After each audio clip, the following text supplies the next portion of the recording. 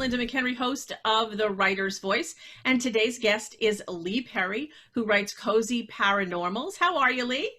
I'm doing very well. How are you? I am just fine.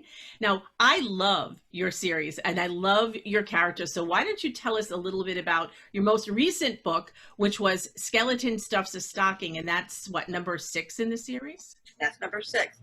The series features Georgia Thackeray. She's an adjunct English professor and a single mother. She moves back home to a small Massachusetts college town, moves back in with her parents, and also has to confront the family skeleton, which is a skeleton. His name is Sid. He walks, he talks, and he's been Georgia's best friend since she was 6 years old. Georgia's daughter goes out with the dog.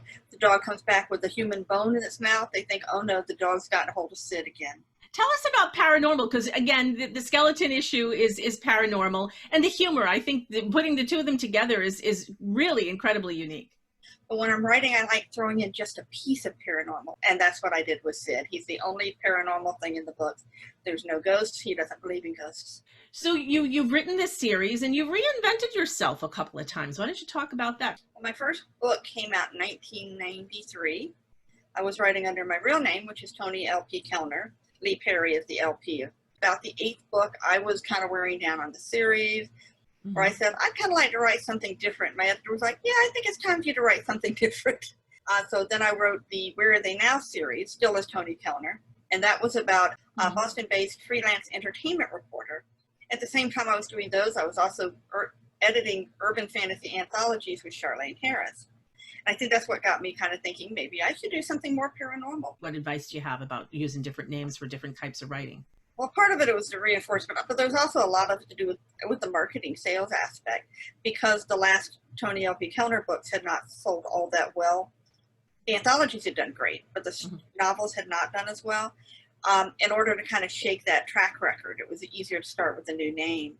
The mystery booksellers know it's me. There's no secret about it. Basically, all you did is you rebranded yourself. It didn't bother me. Whatever will help sell the books, honestly. Yeah. So tell us about what you have coming up in the works.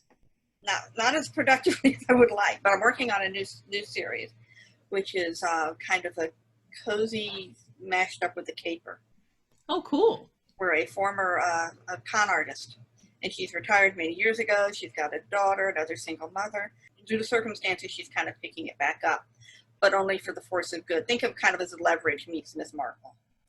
Cool. And I love the idea of a female con artist, because whenever you read about them, they're almost always men, aren't they? That's true. You do see a lot more men than women. Leigh Perry, thanks for joining me. Take it easy. Thanks so much for joining us. Hope to see you again in the future. Thank you. Bye-bye. Bye-bye.